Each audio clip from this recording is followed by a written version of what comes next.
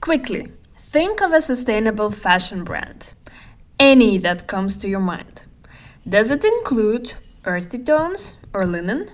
Is it a brand with a nice origin story and a slightly higher price tag to prove it means business? If yes, then that's exactly the version of sustainable fashion that looks really good on a mood board. And for a long time, I think a lot of us, me included, accepted that version without asking too many questions. But what if most of what we think we know about sustainable fashion is well intended, beautifully packaged, and kind of wrong? Today, I'm talking to an entrepreneur who built a lingerie brand called Adore Me from scratch, scaled it across the US, and sold it to Victoria's Secret in 2023. After a decade inside the fashion machine, he stepped back, looked at the sustainability conversation happening in the industry, and decided it needed a reality check. So he wrote a book called Reset Fashion. What we talk about in this episode is more than what I expected. For example, there is a statistic he shares about dyeing, which is the coloring of fabric, that is going to make you rethink everything you thought you knew about fashion's carbon footprint. I'm not going to tell you now, but when you hear it, you will know. Let's go. Hi, I am Tori, and welcome to Curious by Design. This is a podcast about the hidden systems behind everyday things, the quiet decisions, the invisible chains, the stories nobody tells you, but that shape your life more than you think. This season, we are pulling on one thread: fashion. Not trends, not aesthetics, the real stuff. Materials, labor, power, and what it actually costs to get dressed in the morning, beyond the price tag. So, let's get into it. So, Romain, before we get into the hard stuff, I want to know who you are. Take me through your path, what you've built, where you are now, the whole thing. I'm Romain. An entrepreneur in fashion. I'm a father of two children. Uh, my professional journey started in consulting at McKinsey. Then I co-founded a fashion brand in the US. It was called Adore Me. Uh, we like every entrepreneur adventure. We had a lot of ups and downs, but the story finished well, at least for me. As we sold the company to Victoria's Secret in 2023. And since then, I've been spending my time on different aspects of sustainability in fashions, because there is so many things to do, so many opportunities, and so little time. So that's what I'm doing now, working at the crossing of sustainability, fashion, and innovation. Okay, I love that. From McKinsey to lingerie, not a sentence you hear every day. What actually made you start the company? Was fashion always the plan?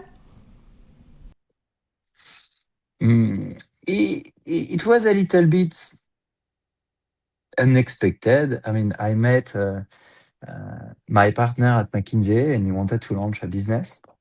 He started a first business in the US. As I was, that didn't work out, and he pivoted for something else.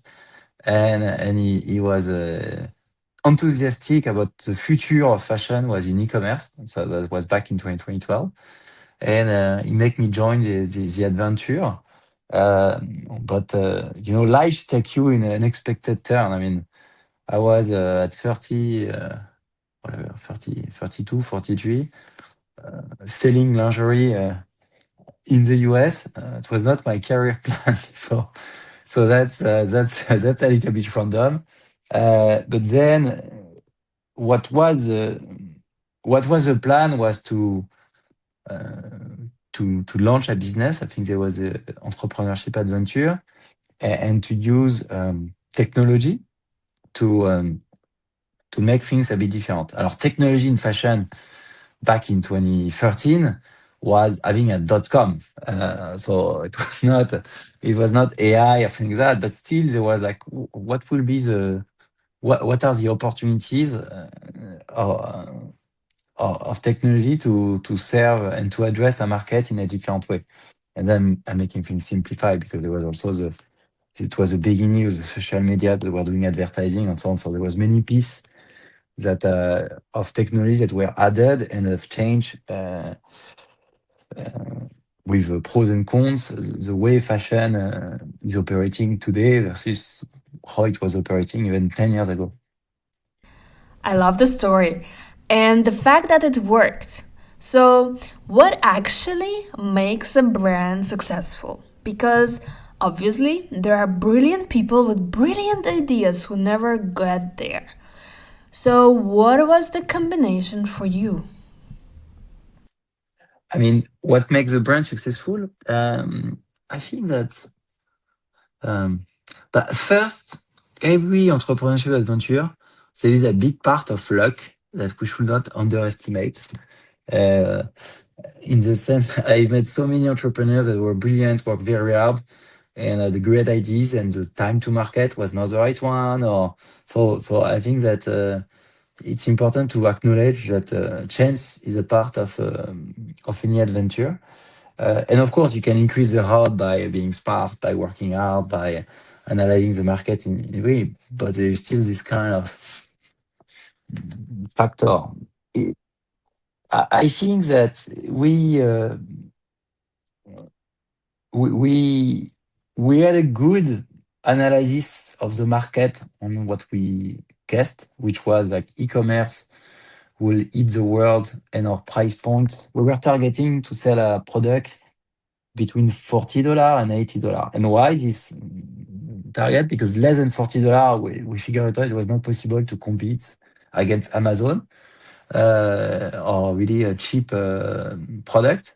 And above $80, nobody will buy a product above $80 on the internet back then. So we're like, okay, what can we sell in this $40 to $80? So that turns to be a good strategic foresight.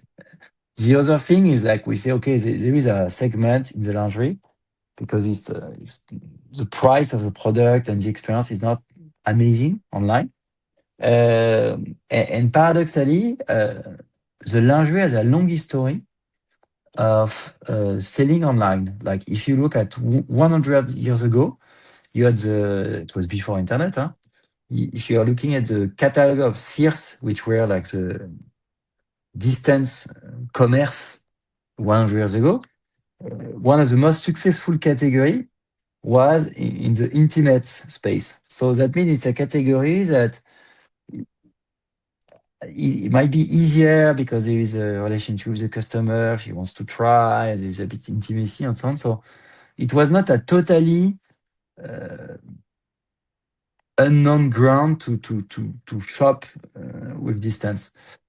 And then there was all the things that we didn't knew back then, and that were part of the success in retrospect. So there was Facebook was starting to do advertising, and in 2013 it was really a revolution because suddenly any small brand could have access to the super great tool of targeting and so on that didn't exist. Now we're used to that, and Facebook price are going to the roof. But back then it was relatively cheap.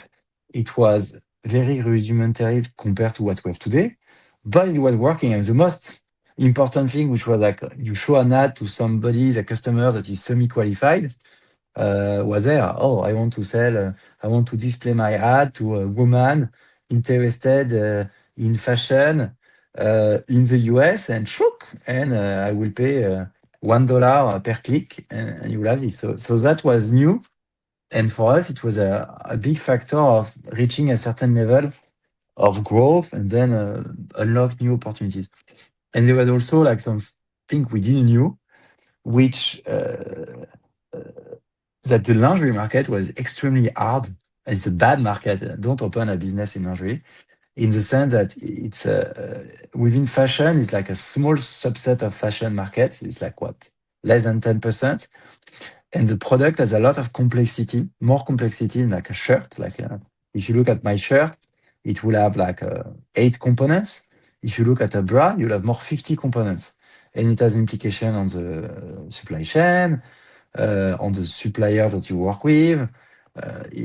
So that's one aspect. And you also have all the sizing that is very specific, you know. So you will have to offer like more than 40 size to be inclusive in the US, and versus a shirt, it will be more 10 size max. And this sizing has some consequence in terms of designing the product, but also in terms of inventory, MOQ, and so on. So it requires a lot of cash. So the lingerie market, for all those reasons, is a bit atypical and pretty complex to do. And I think for us, it was in retrospect our chance because we were geek, you know, that were coding, crunching data, like what we learned at McKinsey and company, and we were well equipped for that. If we had decided to launch like a cool brand selling shirt in which the coolness factor would be more important than the quantitative factor, I would not have been successful, I think. We don't know, but let's say that this complexity turns to be an advantage for us based on the profile that we had. Okay, so your weakness became your strength. The thing that made it harder for everyone else made it easier for the two of you specifically. That's kind of a beautiful lesson, actually. And you launched in the US. Was that always the plan? Alors, my partner was in the US already, and he wanted to launch a business there. No, no, and then it's always a mix of reasons, but it's also that there was the US market is huge. Enfin, let's be honest, it's giant. There is a lot of a bit of consumptions. It's less fragmented than Europe. And you have like an habit of shopping online and shopping in general that is very strong. So I think we have a we have a we have a natural advantage, and I think that the competition also might be lower in this space than in Europe. I think it's in Europe, every country has a few lingerie brands that have their particularities and so on. So here, suddenly you have access to a big pool. So yeah. You built this before Shopify was the default, before TikTok existed, before AI was a word people used at dinner parties. So, if you were starting the same company today, exact the same company, the same idea, same you, how different would the journey be? It's a good question. I I think it will be an answer that sounds a little bit bullshit, but I think it has some pros and cons. Well, clearly, if I was to launch it now, let's say I have more experience and I've learned a few pitfalls, so I will try to avoid those pitfalls. Uh, I think the market might be more mature as well in terms of e-commerce adoptions. But and also there is some good stuff that are happening now. You have Shopify, for instance, which is a revolution for the e-commerce. So we had no Shopify back then. It was Magento, which was like an old version of Magento. I can tell you that it was, let's say, rudimentary, you know. So now, like the universe of Shopify that create all these apps to manage a lot of things, it's a game changer. So instead of having to recruit 20 or 30 tech developer to a website up and running that is cool, you can almost do it alone or with one developer. So I think that's changed because it reduces the cost of entry to launch a brand and things. So that's on the positive aspect if I were to launch such a business today. On the challenging aspect, I think that there is more competitions now because you have others brand, it's easier to launch a brand as well. So I think it has more competitions. Um, I think that and the biggest challenge I think for me will be the uh, price of ad. Back then, I mean, Facebook price was way cheaper. Now, in 10 years, it was multiplied by 30. So it changed totally the economics of e-commerce and fashion. Not only fashion, but all the business that wants to do advertising. But I would say fashion is more impacted because the margin are pretty thin. So I think the price of advertising is different. So I'm sure there is new channels that are cool and new opportunities. And let's be honest, I might be a bit rusty now because I'm less into this aspect. So it's cool stuff happening. And, TikTok Shop might offer some new opportunities of virality that didn't exist. Uh, but, but clearly, the marketing cost of entry, I think is different and a bit might be more difficult today than back then. After you sold Adore Me, you could have done anything. You could have retired or launched something completely different or just advised startups and kept it low key. What made you go specifically into sustainability? Because it's not an easy space. It's messy, it's political, and honestly, the results are slow. Why here? Uh, but in fact, I'm still in the fashion space, but in a different stuff. So I've left Adore Me in 2024. So the company is still operating and pretty successful uh, under the wing of Victoria's Secret. So I'm not involved any at all with Adore Me, and I'm doing different things in the fashion and fashion space, advising different startup that are pushing the sustainability objective. I just released a book called Reset Fashion, where I try to explain the challenge and pitfalls of sustainability in fashion and the opportunity as well.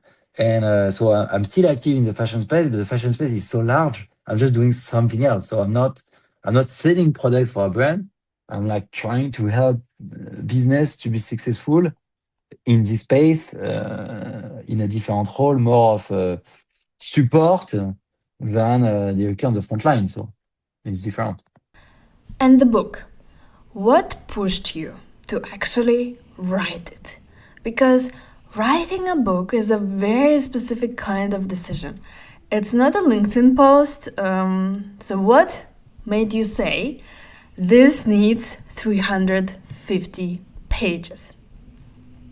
Uh, a great question. It's a combination of factors. Uh, First, I've always been super willing to share what we were doing. So I think it was the DNA of Adore Me. We were participating to conference. We were sharing what we are doing. So we had this open source culture. We were every year I was publishing a big post on a blog to explain the challenge we had and so on. So we had this culture of sharing. Uh, Second things, I think that there is so much things to do that it's worth having a good collaboration mindset and work as a team. And last but not least, I'm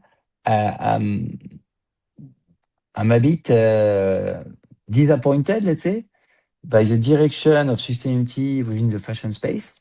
And I think that a lot of the story that we hear are just not correct. I mean, they are nice, they are cute, they are wrong, and so I had to write my own story and my own narrative to explain why, how the landscape truly is, what what should be done, in my opinion. And I think it's a complex topic, and it's not. it's a complex topic, so it requires a bit of depth.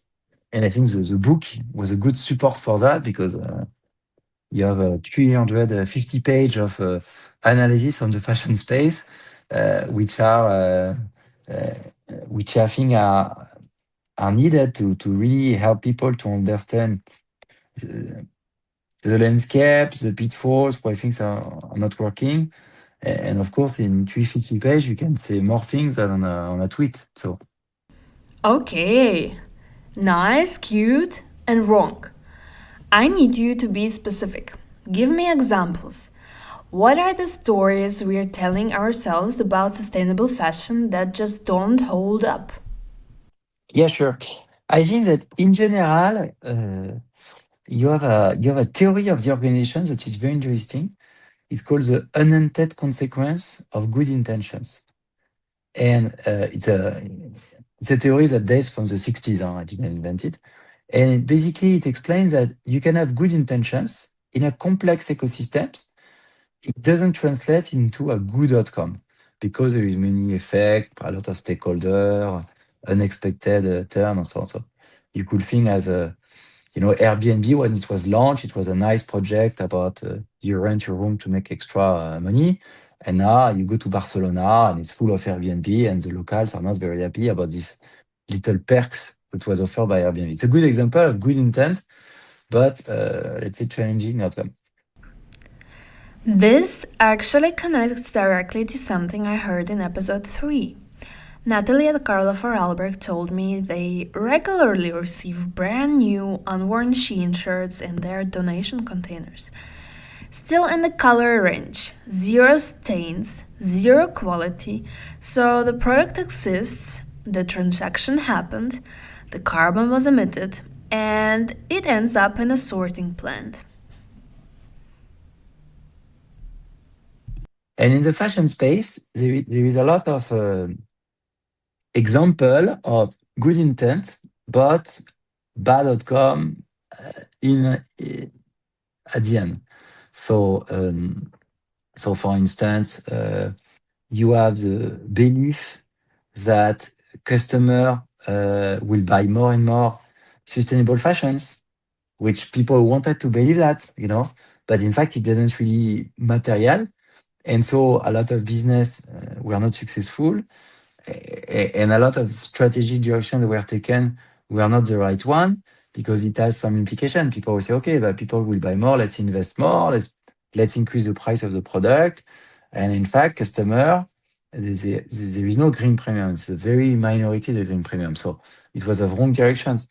Another example will be that the aesthetic of fashions, of sustainable fashion. So the the color the color code of sustainable fashion is very you know uh, beige tone, pastel, and so on, which is an elegant mood board story material for sustainable fashions. It looks a bit Nordic, but in fact, it's not a good direction for simple reasons. Most of the customers don't like those color. Like in the US, the top 5 color are red, blue, yellow, pink, and energetic green. So if you propose some beige product, sorry, it doesn't work. And there is no correlation between the carbon footprint of a product and the color of the product. So why do we feel obliged to have a pastel product to say they are sustainable? It's just like a constructions, but it's wrong, and it's an issue because it leads in a direction where sustainable fashion is exclusive, expensive, a bit luxury, and it's not a mass market fashion. And the challenge is to mainstream sustainability, not to keep sustainable product into a niche of luxury. So that's an example of good intent, but good but bad outcome. So I'm talking of different example of such pitfalls uh, in sustainable fashion, and what should be done about that. Hold on. I want to make sure I understand the beige thing. Are you saying that brands are choosing those colors because they genuinely believe it signals something? Or that customers started expecting it? Like, who started that? No, it's a chicken and egg. I think it started with a fashion brand pushing an aesthetic that was this way, based on the mood board and all the process of fashion. So now it's true that a lot of customers associate sustainable fashion with such aesthetic, and some are happy with that, and some are not happy about that. And now you should.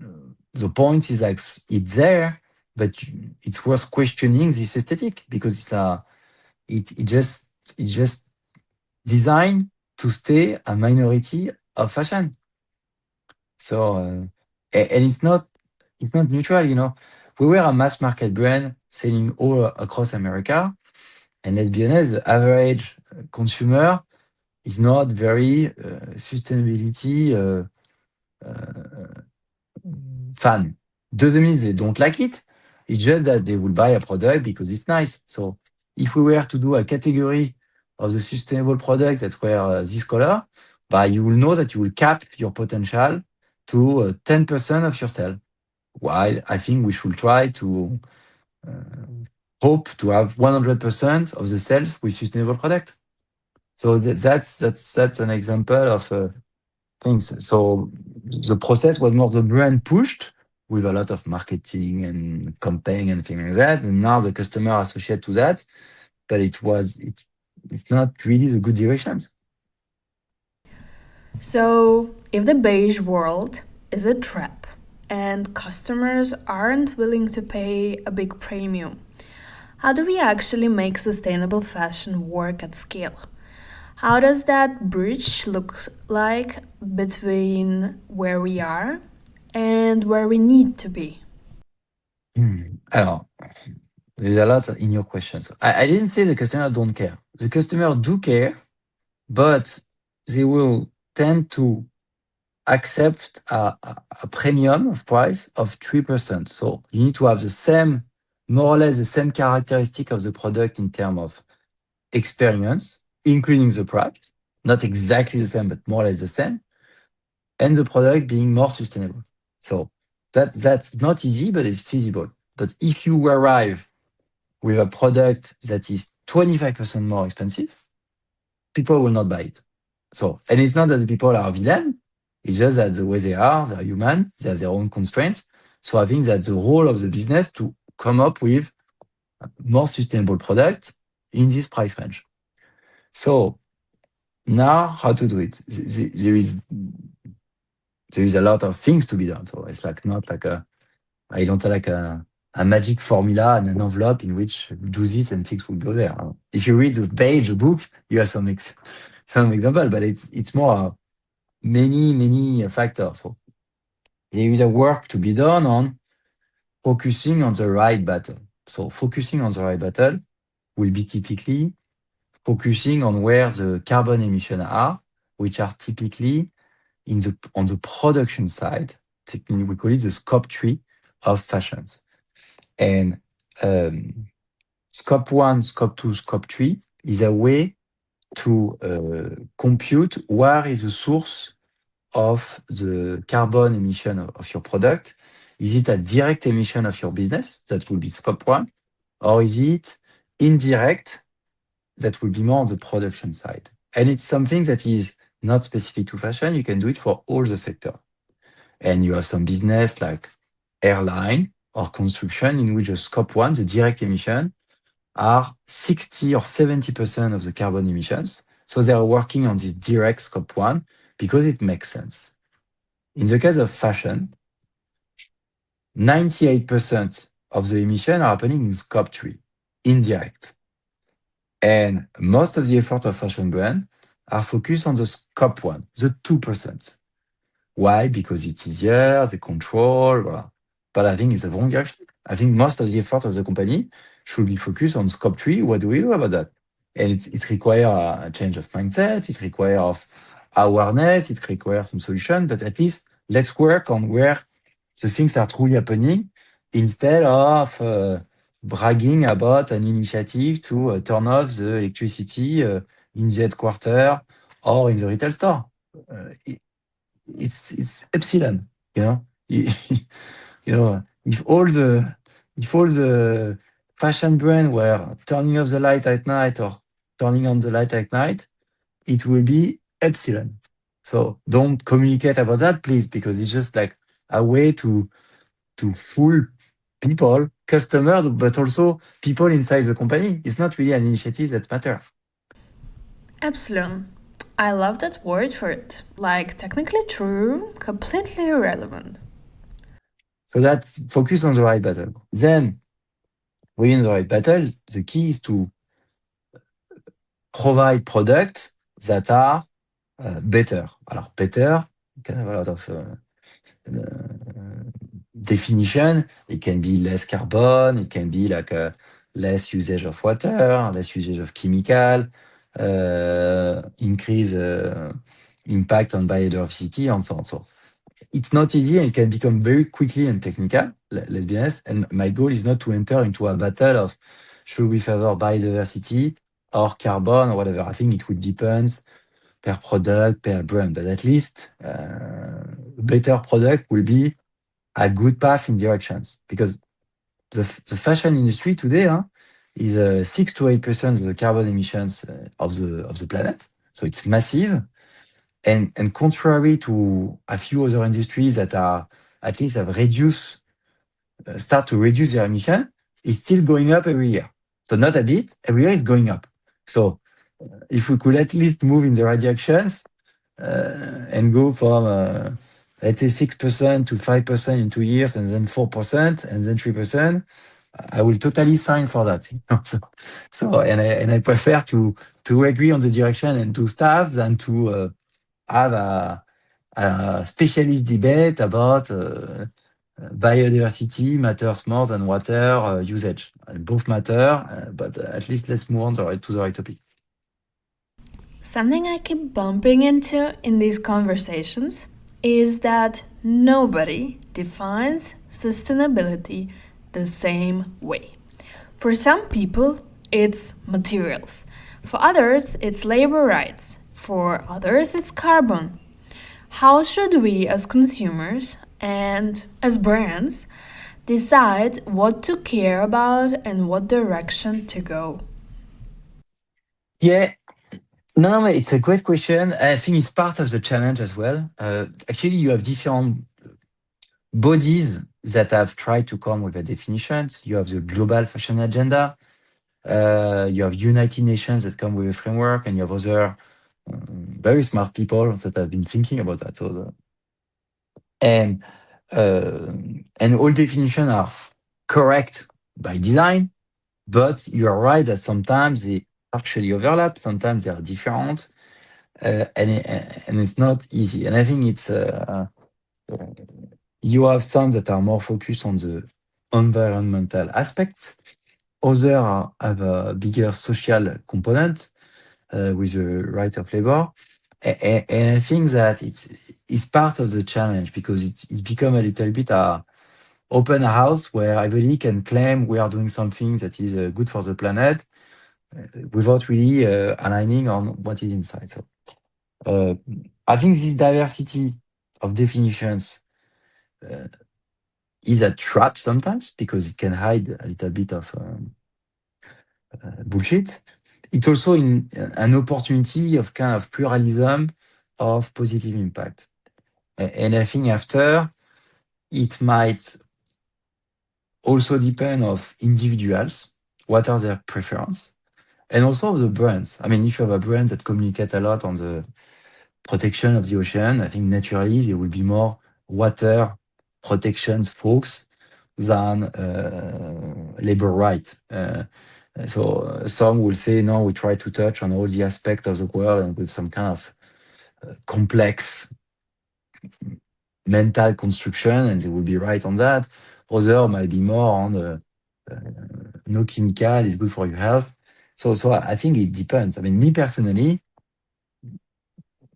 I prefer to use the word sustainability than ESG because sustainability at least is clear. It's about the environment, climate warming, biodiversity.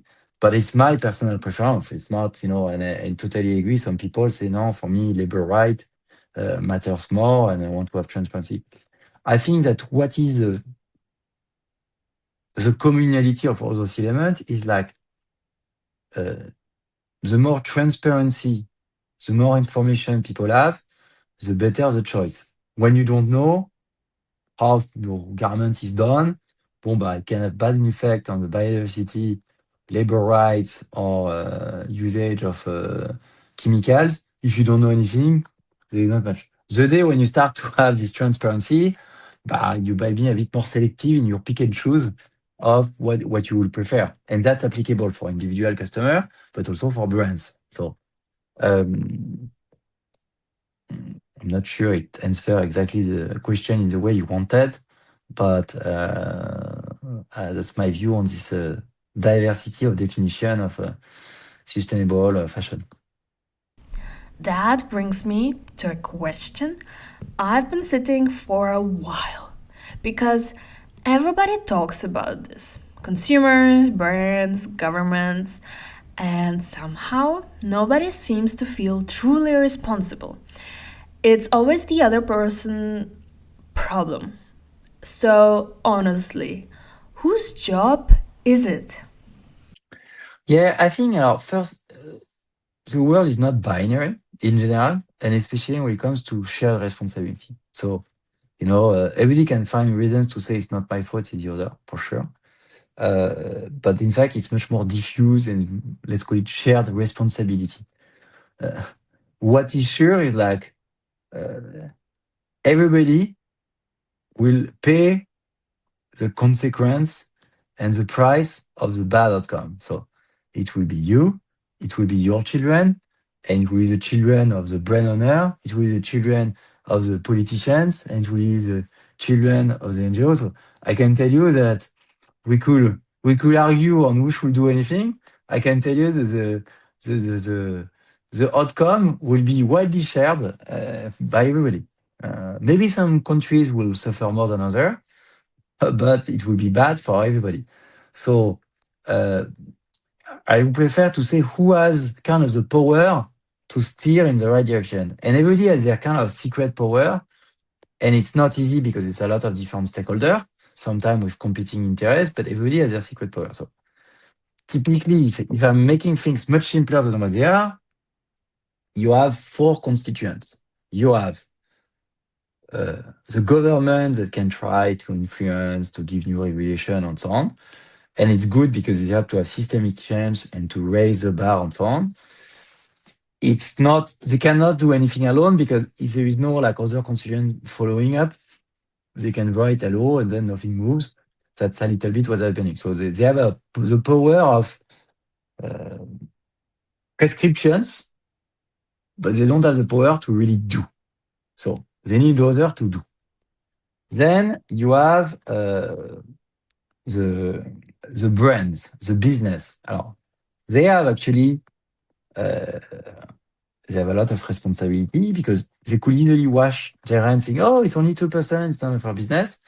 But it's not true because they kind of hold the wallet, and they also hold the competencies. Most of the competencies are still in the existing business with like smart people and engineer and placing POs and so on. So it's not something that is easy and trivial, and it's not something that so they have a lot of power to do. They can think as well, so they can prescriptive, but they have this super power of doing stuff.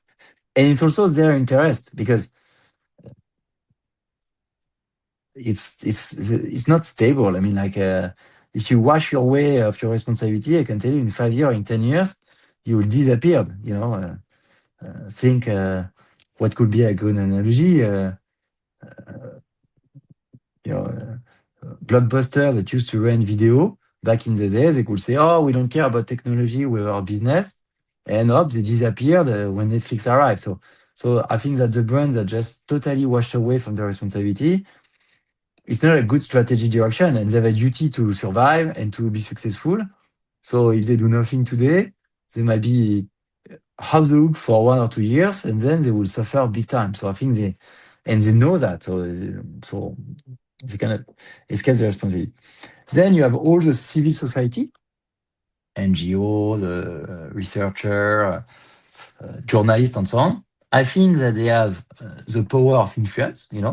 They cannot have the prescription power, but they can influence the prescription power of the application of the regulations, and they can so put pressure. So I think they have this secret power, and they looks more legit sometimes, more fair of the look, which is not always true. But let's say they have this prestige. So I think it's good, and I think their responsibility is to make sure that we are steering in the right direction. And I will give you an example where sometimes I'm challenging a little bit the way it's steered, but I think they have this responsibility. And then there is the customer. Alors, the customer, mixed effect. It's yes, he should buy more in a responsible way. They do, but a bit too slowly. But at the end of the day, customer, they buy. I think it's more a question of supplies and demand. So the customer will buy clothes and they will buy things, but they will buy what is offered. So it sounds a bit cynical, but they react almost in an expected way. So for instance, if you take the electric car, Chinese electric car are great. Customer will buy Chinese electric car because it will fit their constraints. So it's a pity there is not better electric cars that are made in Europe.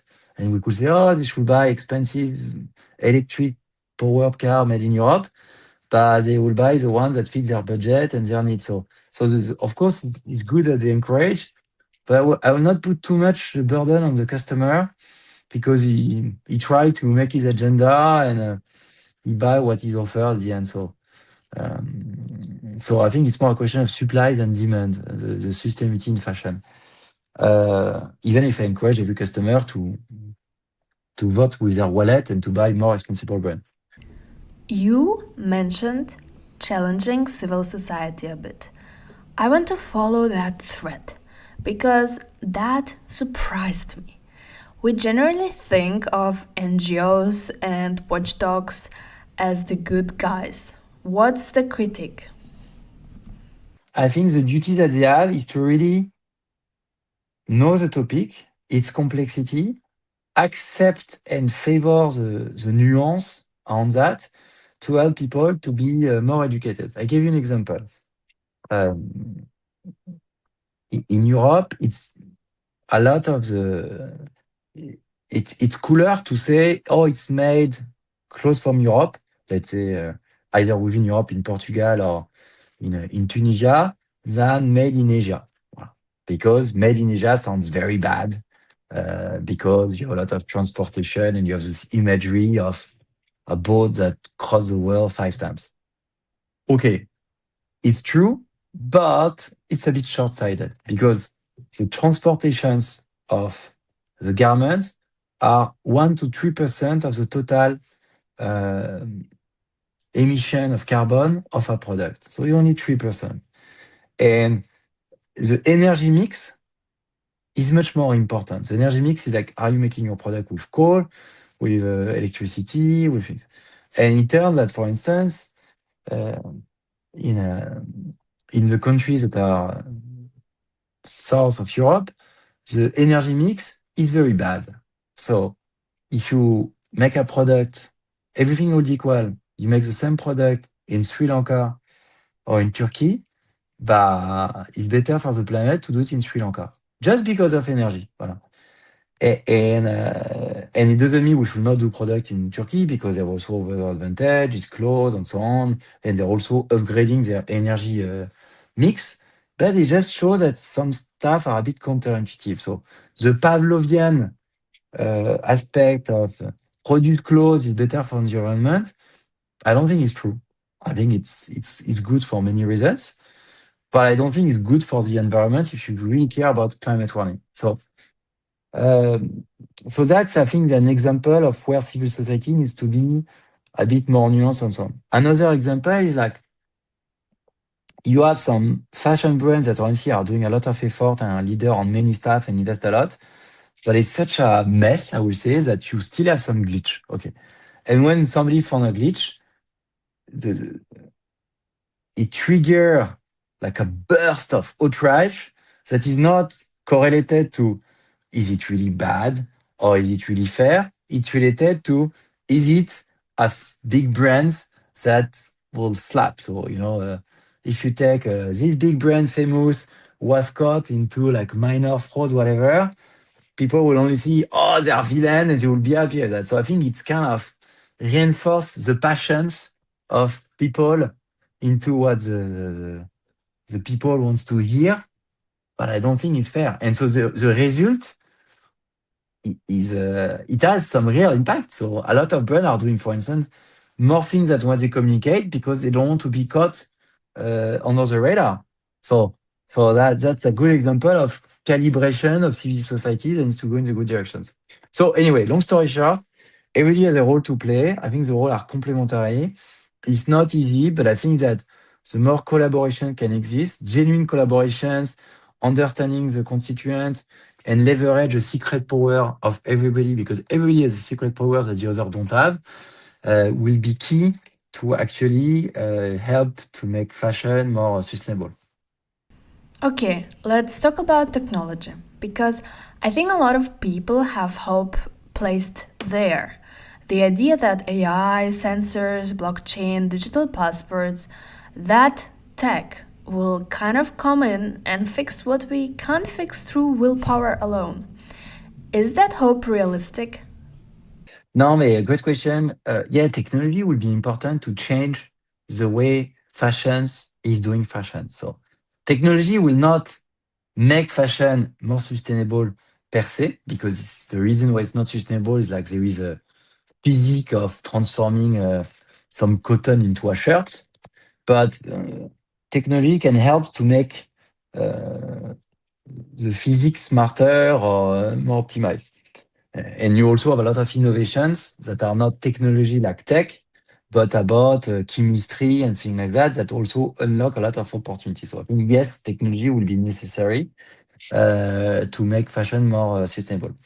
More specifically on traceability, I think traceability will be useful to kind of create a map of where to work. So it's not like some fancy gadget for customers that check their digital passport. I think most customers would not care.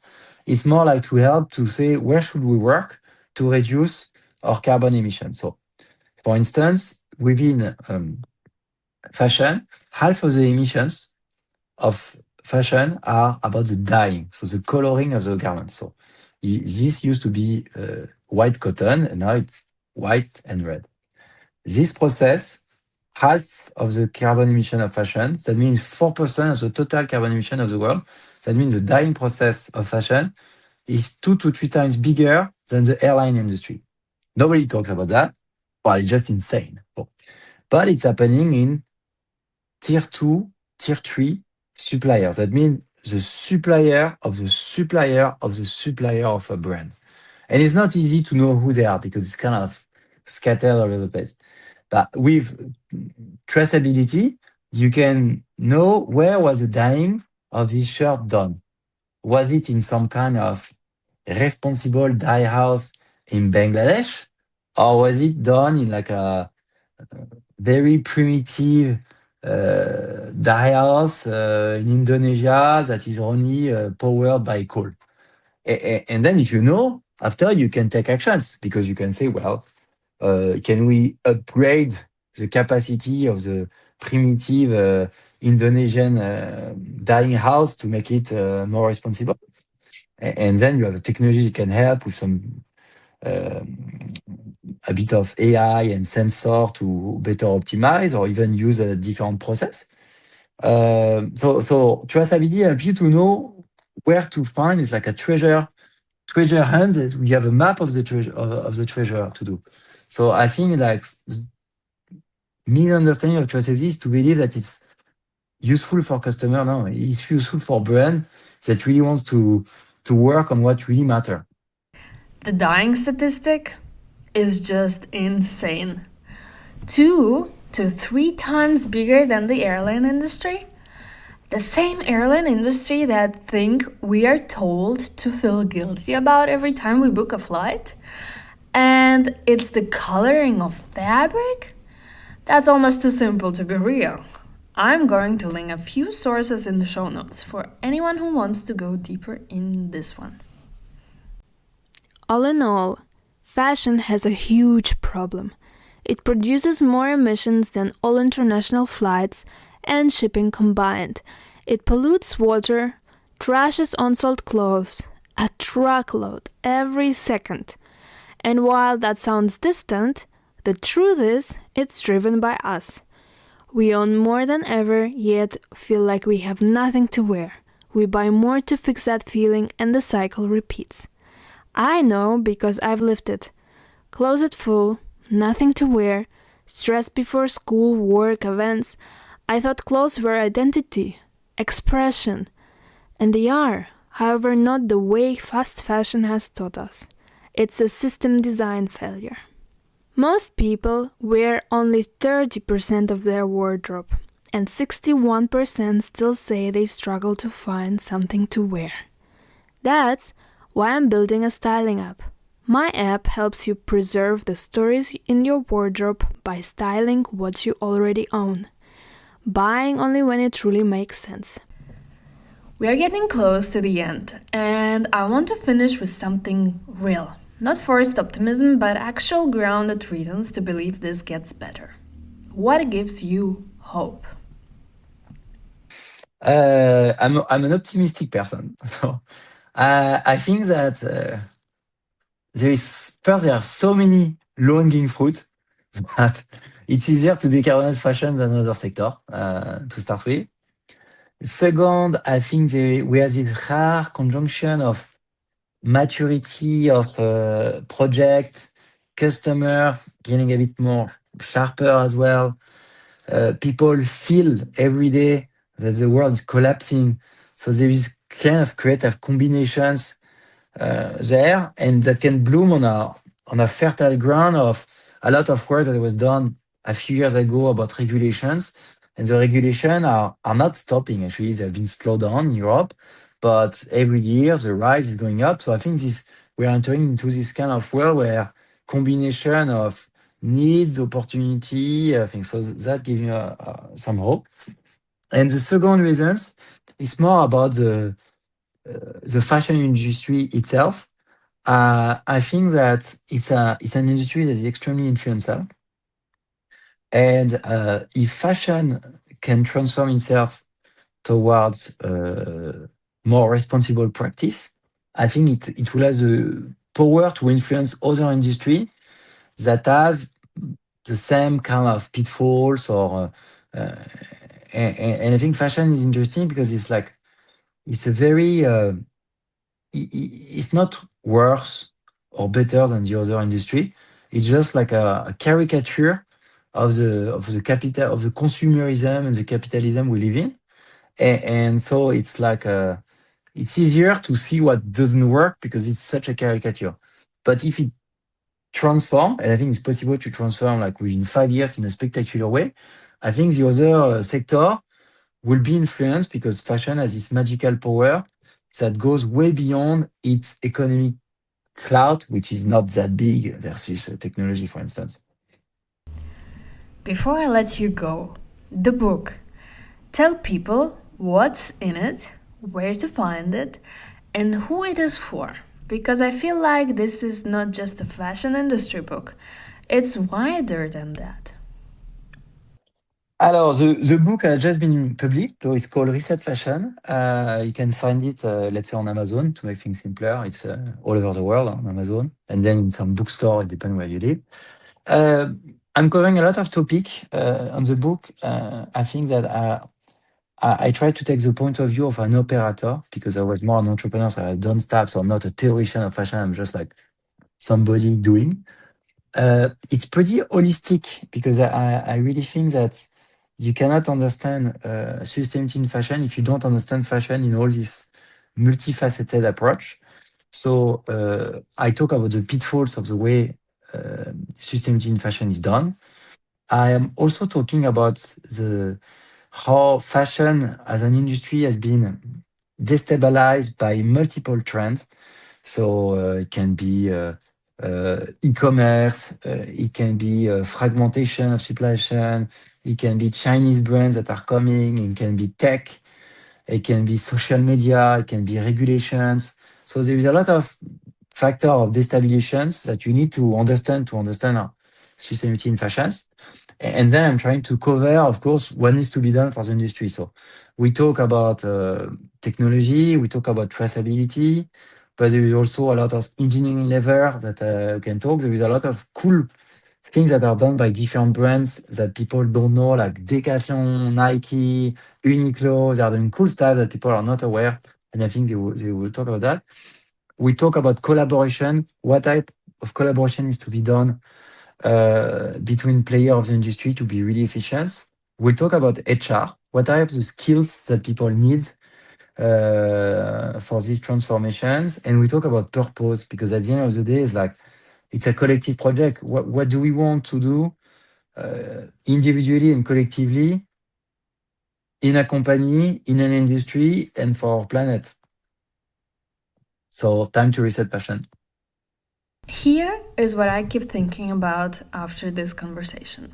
We are so used to sustainability being about guilt. Don't fly, don't buy fast fashion, feel bad about your closet, and I get it. Those things matter. But Romain is saying something different. He is saying we are solving the wrong problems. We are turning off lights in offices while the real fire is burning 3 suppliers deep in a supply chain nobody has mapped. And the people who should be mapping it are busy designing pastel collections for 10% of the market. That's not a consumer problem, that's a system problem. And systems problems need people who are willing to be honest about them, which is exactly what this book and this conversation are trying to do. Reset Fashion by Romain is now out on Amazon. I'll put the link in the show notes. And if you've been curious about this space but couldn't tell the real work from the greenwashing, this is genuinely useful read. If something in this episode made you stop and think, good. That's the whole point. Curious by Design is about finding the story behind the obvious one. And fashion? It's got layers, literally and figuratively. Every episode this season pulls on a different thread. I promise you, it unravels fast. You'll find links, sources, and more in the show notes. And if you like this, share it with one other person who would never expect to find themselves genuinely gripped by a conversation about clothing. Those are my favorite listeners. Stay curious, and I'll see you next time.